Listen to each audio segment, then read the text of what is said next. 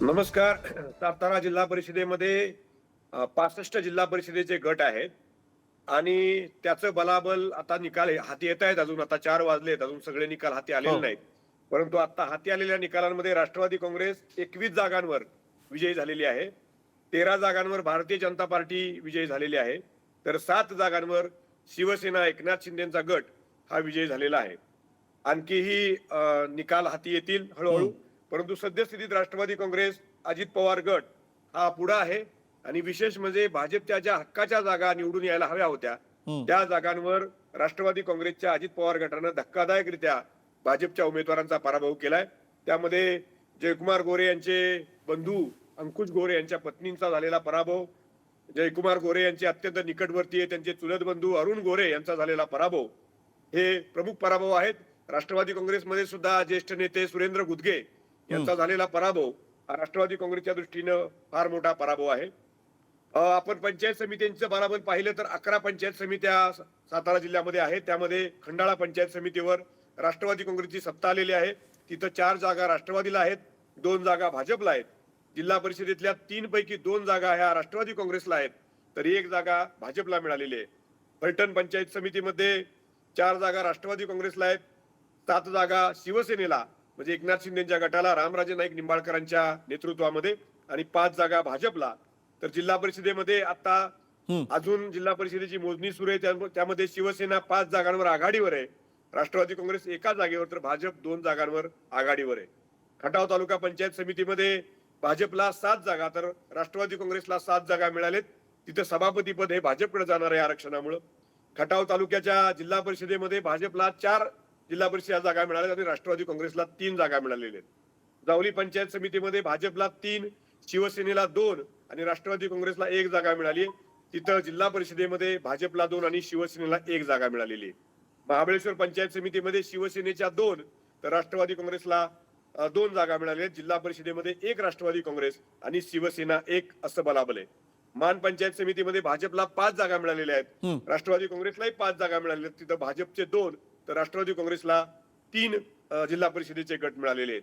सातारा तालुका कोरेगाव तालुक्याची मोजणी अद्याप अपूर्ण आहे, ती पूर्ण झालेली नाही. तिथं राजे गटाची सत्ता जरी असली तरी 2 जिल्हा परिषद गटांवर अजित पवारांचा करिश्मा दिसलेला आहे. पाटकळ आणि खेड जिल्हा परिषद गटांवर तिथं राष्ट्रवादी काँग्रेसचे उमेदवार निवडून आलेत. विशेष म्हणजे वर्णे सारख्या जिल्हा परिषद गटामध्ये जिथं उदयनराजे शिवेंद्रराजे यांचं वर्चस्व आहे, तिथं अपक्ष शेतकरी संघटनेचे राजू शेळके हे निवडून आलेले आहेत. पाटण पंचायत समितीमध्ये शंभूराज देसाईंनी 14 पैकी 9 जागा मिळवलेल्या आहेत आणि कराड पंचायत समितीमध्ये भाजपची बहुमताच्या दिशेनं वाटचाल आहे. अशा पद्धतीचं सातारा जिल्ह्याचं चित्र आहे.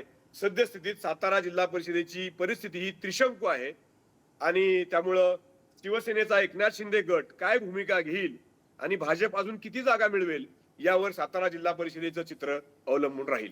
अगदी पाटणे सर, आपण म्हणताय त्याप्रमाणे अजूनही चित्र स्पष्ट व्हायचे, अजूनही काही निकाल आपल्या हाती यायचे. मात्र आता जो प्रामुख्यानं साताऱ्यातनं जी महत्वाची बातमी येते ती जयकुमार गोरे यांच्या बाबतची आहे. अनेकांच्या प्रतिष्ठा पणाला लागल्या होत्या, त्यापैकी एक जयकुमार गोरे होते. मात्र त्यांचे 2 उमेदवार हे पराभूत झाले, त्यामुळे हा मोठा धक्का मानला जाणार आहे. स्वाभाविक आहे. हरीश पाटणे सर,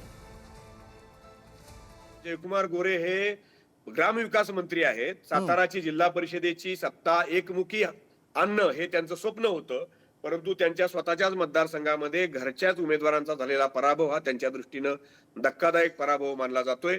विशेष म्हणजे भाजपचे नेते शिवेंद्रराजे भोसले, जयकुमार गोरे जे ग्रामविकास मंत्री आहेत, या दोघांनी अत्यंत ताकदीनं समन्वय ठेवून जिल्ह्यामध्ये भाजपची सत्ता म्हणजे एकमुखी सत्ता आणण्यासाठी प्रयत्न केले होते.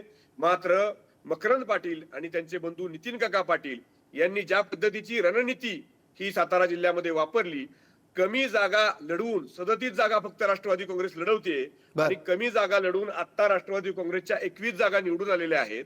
ते पाहता ह्या दोन्ही भावांची रणनीती यशस्वी झाली असं म्हटलं पाहिजे. त्यांना शंभूराज देसाई, त्यानंतर बाळासाहेब पाटील यांची सुद्धा साथ मिळालेली आहे.